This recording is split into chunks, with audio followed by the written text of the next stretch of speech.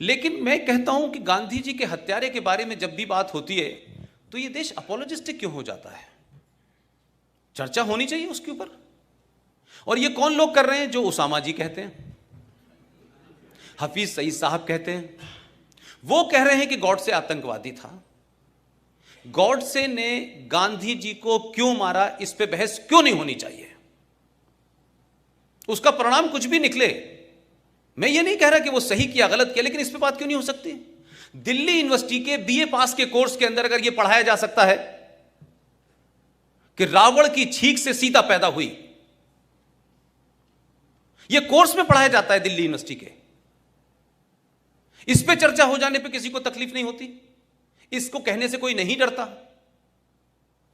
लेकिन गांधी जी के बारे में गॉडसे ने क्यों मारा? क्या गॉडसे कोई क्रिमिनल था? गॉडसे ने उससे पहले कोई 40-50 हत्याएं की थी?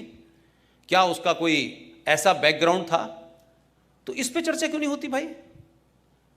और अगर गॉडसे ने जिस भी कन्विक्शन के तहत मारा गया, लेकिन किसी भी कानून के तहत किसी भी हत्या को जस्टिफाई नहीं ठहराया जा सकता। अब तो सुप्रीम कोर्ट भी ने यह कह दिया है कि अगर आपको अपनी जान का खतरा हो तो सेल्फ डिफेंस में आप मार सकते हैं। ये क्राइम खत्म कर दिया है।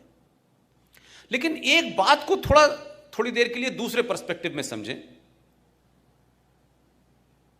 एक नेता ने अपने देश को भरोसा दिलाया और पूरी ताकत से कहा कि पाकिस्तान अगर बना तो मेरी लाश पे बनेगा। मैं एक उसकी सिमिलरिटी नहीं खींचना चाहता, और उस दौर में बहुत सारे लोग थे जो गांधी जी को, उनकी क्या ताकत थी कि जब वो नोआखली के दंगों में गए तो जहां हिंदू मुसलमान लड़ रहे थे, हाथों में तलवारें थी लोगों के, लोगों ने हथियारों से हाथ से उनके तलवारें गिर गईं। गांधी जी के कहने से इतनी स्ट्रांग अपील थी। तो नाथूराम गॉडसे को भी लगा कि ये देश महफूज है, कम से कम ये गांधी के होते हुए नहीं होगा। आप में से किसी ने 15 अगस्त 1947 को जब इस दिल्ली में जश्न मनाया जा रहा था तो बंगाल में और पंजाब में क्या हो रहा था, ये किसी को अंदाजा है? ये क्यों नहीं देश को बताया गया? और हिंदुस्तान के कौन से डॉक्यूमेंट में लिखा है कि 15 अगस्त 1947 को भारत आजाद हुआ था? कोई डॉक्यूमेंट नहीं है सरकार के पास। नेशनल आर्काइव दिल्ली में चले जाएं, उसमें लिखा है 15 अगस्त 1947 को ट्रांसफर ऑफ पावर हुआ है। लेकिन हम गीत गा रहे हैं आजादी के। लिहाजा गांधी जी ने जो भरोसा देश को दिया, कोई तस्वीर ऐसी याद है हिंदुस्तान के किसी छोटे बड़े अखबार में कि जिस दिन 15 अगस्त को झंडा फहराया जा रहा था तो गांधी क्या कर रहे थे? गांधी थे कहां, कहां बैठे हुए थे? कोई प्रतिक्रिया है उनकी? तो ये आजादी, जिसको आप आजादी कह रहे हैं, जिसको हम सब लोग आजादी समझ रहे हैं, जिसमें 21 लाख लोगों की सरकारी रिकॉर्ड के हिसाब से मौत हुई है, सबसे ज्यादा लाशें पंजाब से की, सबसे ज्यादा उसके बाद लाशें बंगाल में हुई। गांधी के हत्यारे की चिंता है लोगों को। 21 लाख लोगों का मर्डर हुआ, 21 लाख लोग मारे गए, उनका जिम्मेदार कौन है? उसकी भी कोई जिम्मेदारी लेगा कि नहीं लेगा? वो किसके खाते में जाएंगी भाई?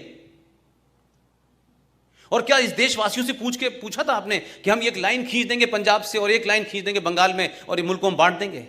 ये किसने तय किया था? कौन कॉन्स्पिरेटर थे? क्या गांधी जी को नहीं पता? क्या गांधी जी की सहमति से नहीं हो रहा था? कि गांधी जी को नहीं पता था कि कौन कौन लोग इसमें शामिल हैं? तो गांधी जी की क्या प्रतिक्रिया थी भाई? अंबेडकर से उनका किसी बात पे विवाद हो गया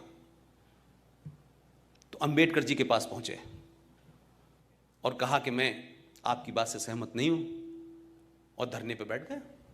तो अंबेडकर जी के शब्द हैं, उन्होंने कहा, गांधी जी, आपकी जरूरत इस देश को है, आप अनशन मत करिए, मेरी बात ठीक है, लेकिन क्योंकि आप देश के लिए जरूरी हैं, इसलिए मैं आपकी बात की वजह से अपनी बात वापस